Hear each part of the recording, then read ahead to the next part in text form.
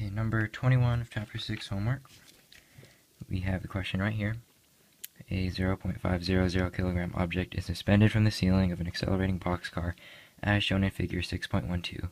Taking acceleration equals 3.00 meters per second squared, find A, the angle that the string makes with the vertical, and B, the tension in the string. So if we look back at figure 6.12, we get, this is what's in the book. So obviously we have the boxcar accelerating in that direction, and because it's accelerating that way, the weight's going to want to move back to the left, but because it's attached to a string, it's going to be suspended at an angle with the vertical as seen right there. So we're going to, I'll draw my own diagram here. We have our boxcar.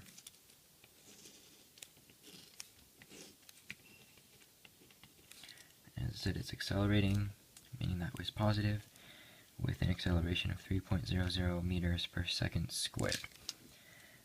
We have our weight here. The mass equals 0.500 kilograms.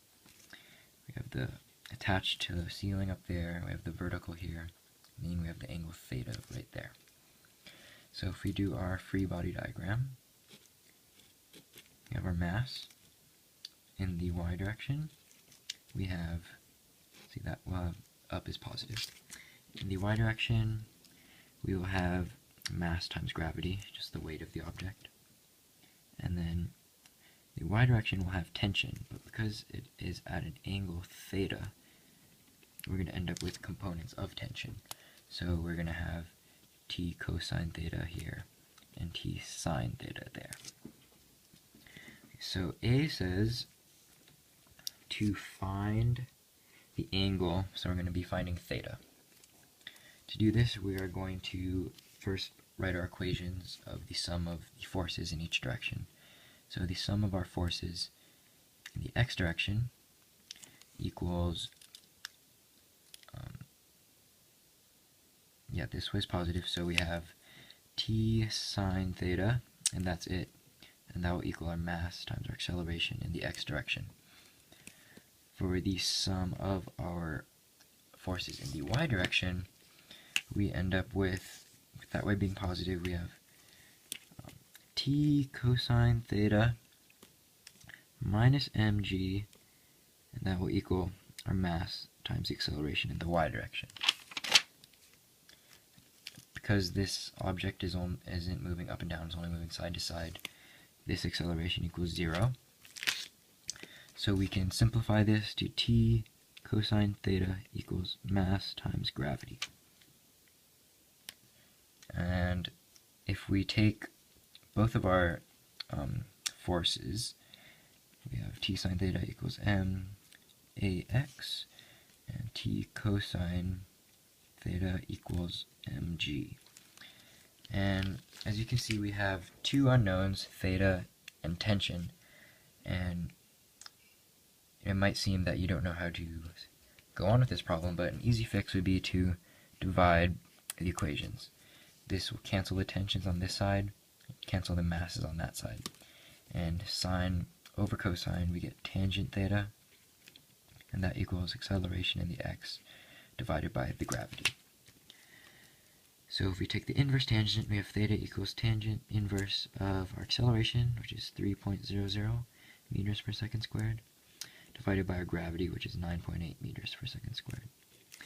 If you plug this into our calculator, we get inverse tangent of 3 divided by 9.8, and we get 17.02 degrees.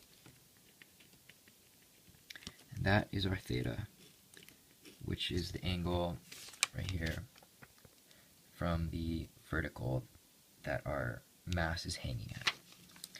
Now for part B, it asks us to find the tension in the string. So we're going to find tension. And this can be pretty easily done. You can take either one of your equations. I'll take the sum of forces in the x, which again equals t sine theta, which equals the mass times acceleration in the x. And we're going to plug in everything that we know. So we know theta, we were given acceleration, and we're given mass. So tension times sine of 17.202 degrees equals the mass, 0.500 kilograms, times the acceleration, 3.00 meters per second squared. If you move the sign over, you have tension equals 0.500 kilograms times 3.00 meters per second squared, all over sine of 17.02 degrees. Now we're going to plug this into our calculator. We have 0.5 times 3 divided by sine 17.02 degrees.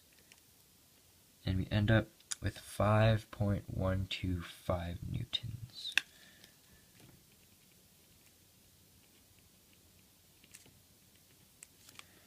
And that is how you do number 21.